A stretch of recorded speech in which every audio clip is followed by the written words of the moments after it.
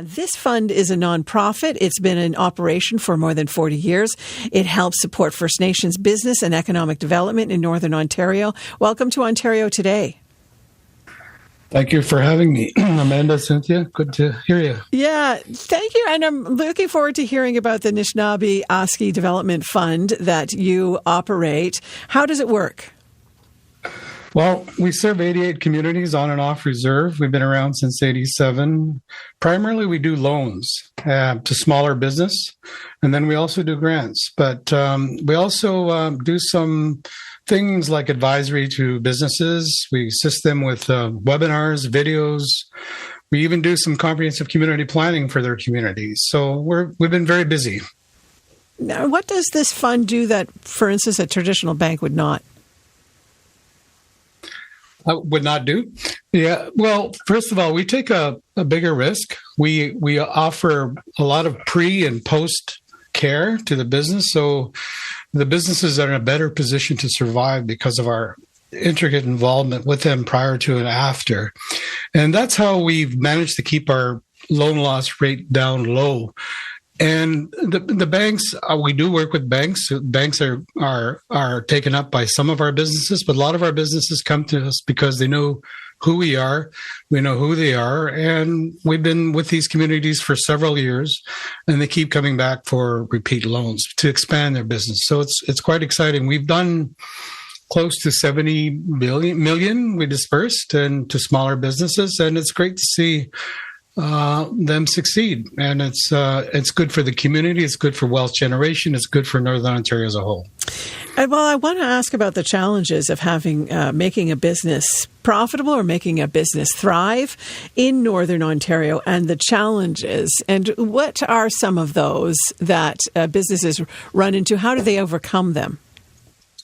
Well, the key challenge, of course, is that particularly for the remote communities, they have to fly in their materials, their supplies, which is expensive, and they try to use the winter road. As you know, because of global warming, the road is a smaller window now, the ice road. So we try to take advantage of that, or they try to take advantage of that, bring in supplies and materials, and so it's the cost. It's the cost. The business is very expensive, so that means the consumer pays a larger price than they do in towns or cities and so forth. So those are some of the challenges, and the other challenges are capacity, lacking the capacity to take advantage of some of these larger opportunities that are connected to major projects like mining and resource development and so forth. But they're getting we're getting very intelligent about how we do this stuff. And many are beginning to look at acquiring businesses. Acquisition is on the uptick, where you're acquiring companies that are already in the business.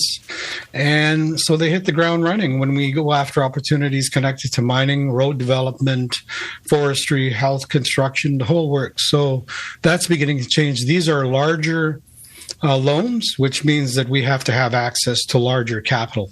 So that's my job, is to get out there and raise the money that's needed for these larger loans. And these loans could be anywhere from $1 million to $2 million to $3 million. And that's the small end of the acquisition market.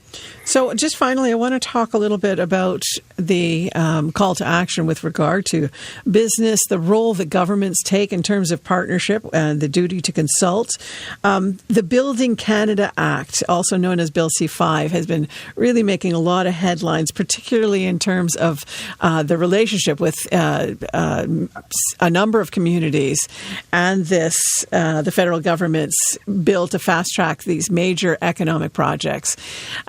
Your thoughts about that Bill C-5 and the challenges here? Well, we need some more evidence on procurement strategies connected to companies, large companies. There's no way of measuring the success when it comes to truth and reconciliation with respect to business, and the clause you just said it earlier. So more evidence on procurement strategies connected to companies. We need more evidence on the number of directors that are Indigenous that are part of these boards.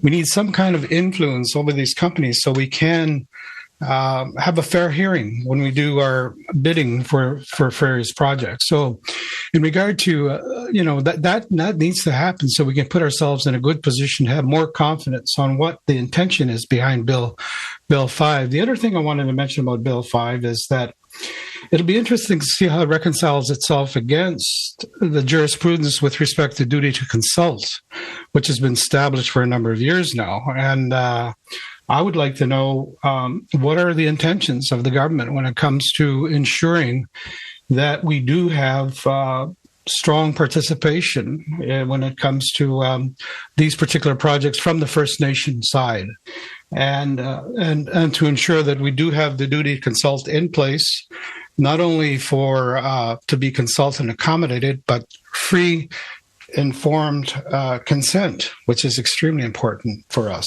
So those points are still outstanding. We need to discuss. Okay. Brian Davey, just as a final thought, what's your sense about the future here? Is hopeful the right way to characterize how you're feeling? What's your sense about the future and the role of truth and reconciliation? Well, just if you look at the organic growth of business in Northern Ontario, when I look at the numbers that we deal with on a regular basis, year over year, we see growth, incredible growth going. And that we don't see that slowing down. What we see is lack of access to capital to service these new acquisitions that I spoke about earlier, new larger loans. I know the banks are there to help as well. Of course, we like that, and they should be involved, of course. But while at the same time, when you look at the future, when you look out, you see capacity needing to be resolved at some point. We see training in the communities that's required, but how do you train when you're remote, for example? Mm-hmm. Are we looking at classrooms in the reserves that are taught by technology, by Zoom, or how are we going to do that training? Mm-hmm. There's so much capacity development that's needed in both on and off reserve, and that has to be addressed.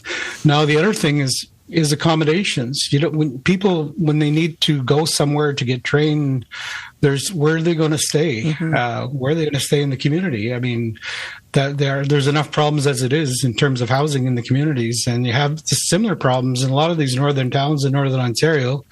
Access to accommodations for people to, if this economy is going to grow, you need the right accommodations, and that's far from being resolved at this point. That's got to be dealt with. Brian, I want to have you listen to a caller. I just want to go to one caller before you leave us.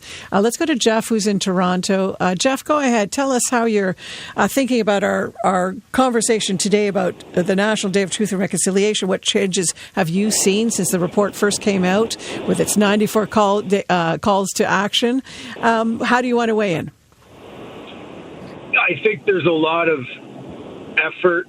I don't think there's been a lot of change. And I was saying to your producer, call screener, I do a lot of work in this space. And what I find the most is my busiest days of the year, unfortunately, are September 30th and June 21st. And I do know there are a lot of people that have questions. I understand everyone's learning. But I do think and I do believe we need to still show up after September 30th, after June 21st, and continue to have the conversations. That's my first opinion. Yeah, I understand you're the CEO of an Indigenous company called Seeing Red Media. Do you identify Correct. with some of what Brian Davey is talking about? Absolutely. I also manage international Indigenous rights activist Autumn Pelletier, who similarly is very busy today on Parliament Hill. And, there's so much work. There are a lot of organizations we work with that are trying to continue to step forward in the right ways. But I just really believe it needs to be more than 2 days a year. Jeff, I want to thank you very much for calling in. Brian Davey, you're listening in. What do you think? Oh, I think I agree that there's a lot more work that needs to be done, but overall, I think if people begin to realize that if whether you're Indigenous or non-Indigenous, and you make that effort to see what can be done with terms of wealth generation for all people, including Indigenous communities, that overall there's an overall success that happens throughout the North. I'm sure I know I'm talking about Northern Ontario, but generally there's more of those conferences that I go to. I'm seeing more and more people interested in participating that want to learn. But we have to go beyond that. We need to show with action. And action means putting people on boards. It means procurement policies that have set-asides, perhaps, a greater effort. I'm not saying there's none out there that are doing that. There's some that are beginning to do it, but I think we need more. Brian Davey, thank you very much for speaking with us today. Thank you very much. Thank you both. Brian Davey is the CEO of the Nishnawbe Aski Development Fund. Let's go.